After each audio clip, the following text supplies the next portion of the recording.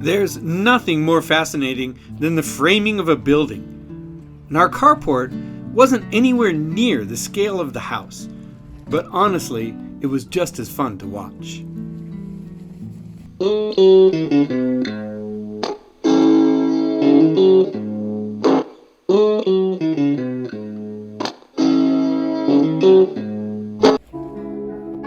I am a bit behind with the videos, as is pretty clear from the snow on the driveway. No, we don't get snow in June here in Hakuba, although I'm certain a lot of people here would appreciate it if we did. In fact, the framing of our carport happened in January. Not an ideal time for a framing, but there are just a lot of new houses being built in town right now. All this new construction meant that Shimokawa-san and his team just couldn't get around to it earlier.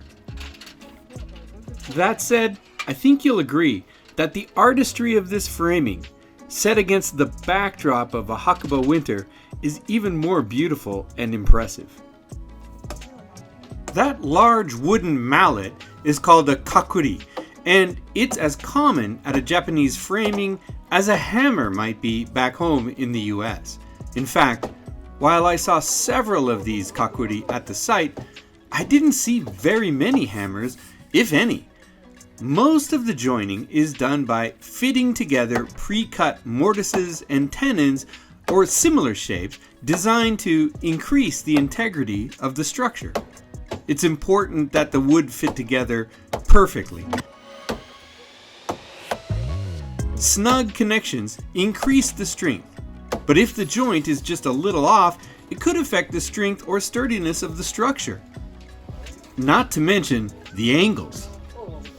The joints are all pre-labeled so that it is clear how the pieces fit together at the site.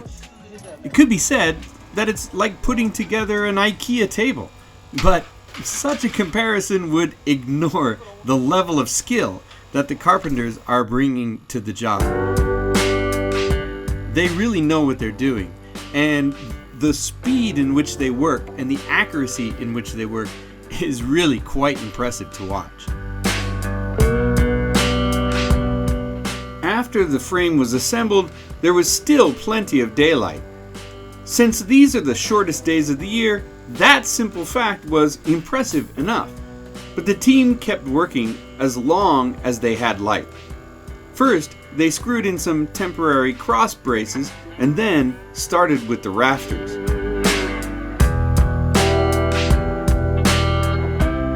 I've watched a lot of YouTube videos myself, and I've seen some DIY builders hang rafters.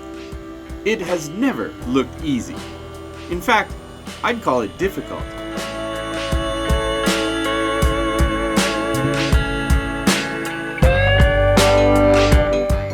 But the remaining workers, one of whom was Nakamura-san, the lead carpenter for the job, made this task look so easy.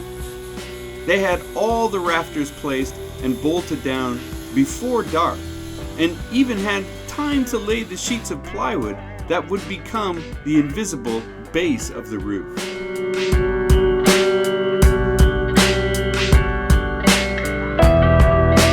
The design plan was simple, but not easy.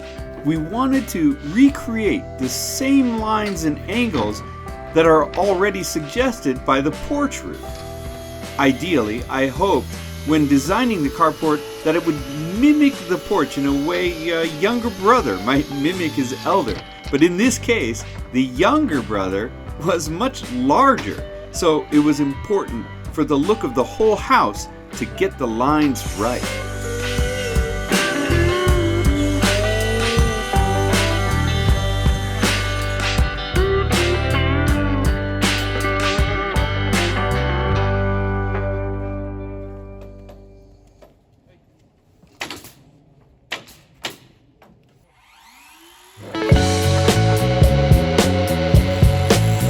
As night began to fall on this long day, I was quite impressed by how much that pile of beams had already begun to resemble our carport.